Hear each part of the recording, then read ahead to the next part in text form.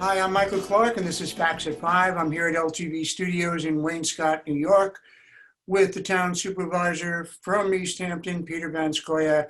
Welcome, Peter. Thank you, Michael. Well, Nice to be back. thank you. Thank you. Good to have you.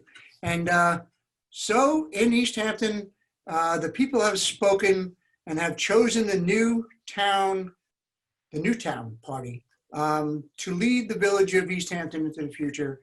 And I thought that maybe you could take a moment to talk about how the town and the village kind of coexist. I know it's a little confusing. I remember, for some people that you got the town, you got the village, you got a mayor, but he's not, all over. Maybe you could explain a couple of those things for us, Peter. Sure. So the village, the incorporated village, takes care of certain services for their residents, such as they have their own highway department, their own police department, but they're still within the township of East Hampton. So they, for instance, do collect funds for the Community Preservation Fund. Those transfers do accumulate into the town's fund, which the town manages. We do have an agreement with the village and do support their purchases when they come to us for that purpose.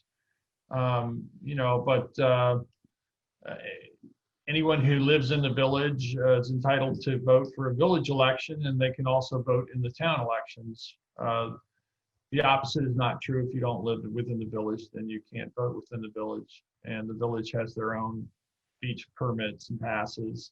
If you're a village resident, you also can visit the town beaches. Right. Etc. So what does this mean? What does this mean for the town? I mean, it's been the village of Rickenbach for so many years, right? And I mean that in a good way. I love Mayor Rickenbach.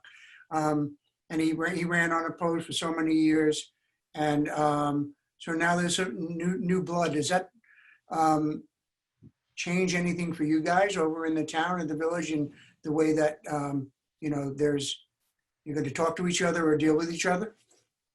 No, I don't really think so. I think there may be goals that the village will now have, or issues that they want to highlight, but in terms of how we work together, I would suggest that a lot of the really important issues that we deal with, we'll have to deal with together, whether it's environmental issues, traffic concerns, other land use issues. We're going to, I think, work hard as we have in the past together to try and deal with those issues. Water quality in Georgica Pond, Hook Pond, sea level rise threats, traffic, all of those things, wastewater treatment. I think those are all things that we'll work on together. And we've recently approved a village project of dredging Town Pond to remove the sediments that contribute to algal blooms and poor water quality.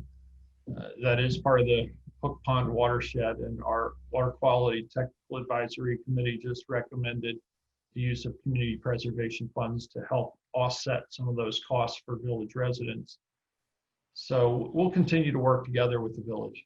So there's a lot of overlap there for sure, and I'm sure. I mean, we're all one community here, so it's all going to be good. Right. Let's talk a little bit, if we could, just for a second, about Springs Fireplace Road. It's a widely used street, and with even more usage possibly on the horizon. And there is currently an evaluation of use trends, traffic, pollution, and future growth potential taking place. Where does that seem to be headed, Peter? How's that going? So this area within the corridor study, which is bounded on the north by Abraham's Path and south by Floyd Street, between 3 Mile Harbor and Accabonac Road, that's basically the corridor study area. And it came out of the Hamlet studies. We looked at this commercial area in the Hamlet studies, and came to the realization that we really need to get get ahead of and try to plan for what the impacts might be from total build out, how we might look at reducing, the potential environmental threats, as well as improving the functionality and visual character of the area. So we've undertaken a separate study that's been moving along. We just had a presentation on September 8th, an update. Among the traffic problems were the backups at certain locations, like where Springs Fireplace enters 3 Mile Harbor near North Main. That's a congestion area. The multiple, access driveways and whatnot, especially in the commercial area, and understanding, when there's total build out, what the potential for traffic would be and how we would deal with that. Environmental issues, there are concerns about groundwater, about the dust and odor from some of the operations in the commercial area, temporary storage, all those sorts of things, the lack of adequate road buffers. Now the county is redoing the roadway and they're making a number of improvements through that section. That is compounded traffic issues this summer, but that work is moving ahead, is getting closer to completion. I think that will help quite a bit. There's been the additional space and sidewalks, additional space for bikes and pedestrians, and I think there'll be more opportunities as we move forward to address some of those concerns. So basically, this is it's used as background data for you guys, right? When in the decision-making process, when you determine what's going to happen, you'll be looking at this study to see what they think, and then the town board comes up with, decisions on how those things are going to be made. Yeah, that's right. Under current zoning, there's a certain build-out potential, and there are certain large pieces of property that, should they change to highest best use, if you will, to the highest build-out, that would have significant impacts, and we need to be thinking about that and how to deal with that. Yeah, I mean, something as simple as what they put in there, like just a sidewalk. I think it's wonderful. It's a little bit of an inconvenience when it was done, but it's, long-term solution. That's going to be a well-used path. That's for sure. So that's great. So our question of the week is an interesting one. It comes from Mark. Mark in East Hampton, and he very, very simple. His question was, "What's up with the luxury car thefts?" Wow, yeah, it's tough. Yeah. Well, I guess the first thing that comes to my mind is, why do you leave your key fob in your luxury car? Because apparently, I think every single one of these instances, that was the case. So is that right? Yeah, I think just for convenience sake, so they don't misplace their car keys or whatever, they just leave the fob in the car and just come and go. Well,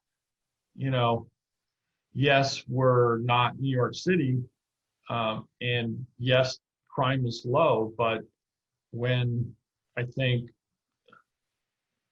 probably because we have so many of our New York second home residents out here now more full time, that, those that prey upon them have followed as well. That might be part of the answer to that question. Again, you really should be, locking your car, not leaving your keys or key fob in the car. I was not aware of that. That's really something. So yeah. We aren't that much the country that with the countryside that people think that we are sometimes. We're not the small little town where everybody knows everybody else anymore. Yeah, and apparently that word got around quick, that people were leaving their keys in the car. Right. What else is going on, Peter? What would you like to talk about? Any particular issues that you'd like to bring forward? Well, I would mention that, you know, we continue to process the application of the emergency room satellite next door here at Pianago Place. The board just recently, you know, made a negative declaration under SECRA. We couldn't identify any significant impacts from that in that particular location. It now goes to a public hearing for the zone change, and that will be scheduled, I believe it's the 17th of October. After that, it still has to go through full site plan review and review by the Architectural Review Board. So that's ongoing. You know, I think it's important that we have this facility in town. It actually reduces the travel times for those who are seeking hospital care, emergency room care.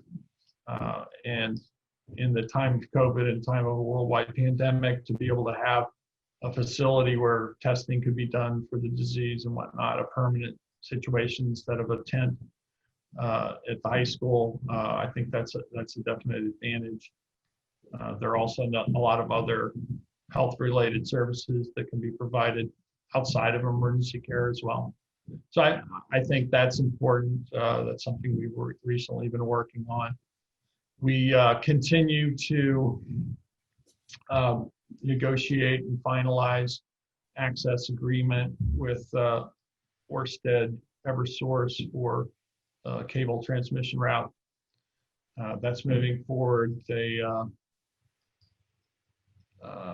let's see what else is really percolating. I mean, there's so many different things going on. We'll have a work session coming up. There's a proposal on state park land at Hither Hills for a cell tower, 115-foot monopole across from the scenic overlook. Our planning department's reviewed that. It's outside of our jurisdiction, but they're required to get comments. We would like them to come and make a presentation at a work session so the public can understand what's proposed and weigh in. So Lots going on. there's a lot going on, yeah, all the time. Well, Peter, thank you, you know, once again for taking a few moments to speak with us. And, you know, we thank you all for your hard work, and we'll see you again next week about the same time. Thank you, Michael, and we appreciate everything that LTV does for our community. Thank you.